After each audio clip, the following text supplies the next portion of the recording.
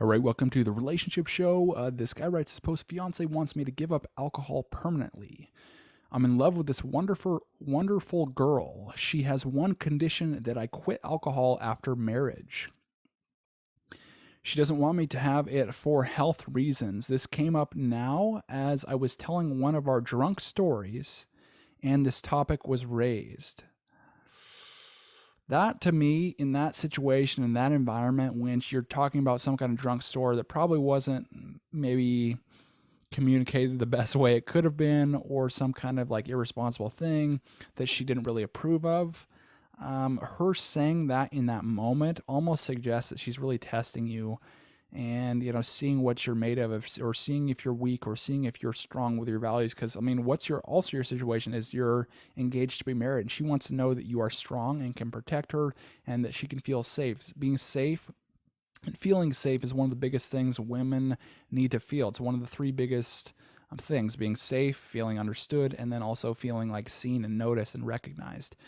And so what women will often do is they will indirectly test in order to make themselves like assured that they will feel these types of ways, or assured that you will recognize her, or assured that you understand her and what she's feeling. And so women constantly, oftentimes communicate in this indirect way, or set up some situation, or set up something like this, like saying you can't ever drink again, to see how you will react.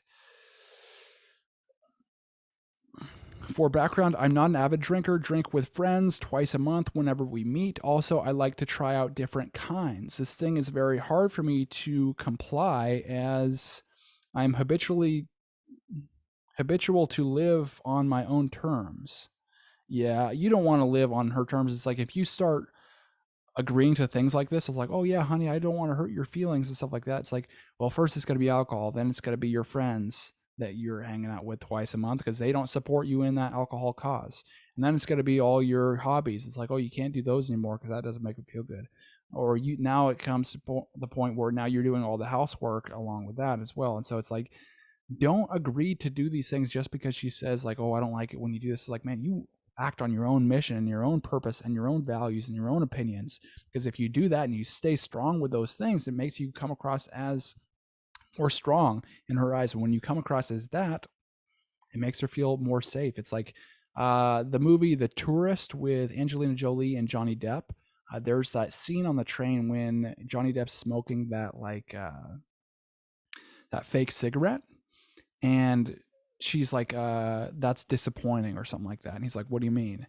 And she says, I want a man who does as he pleases.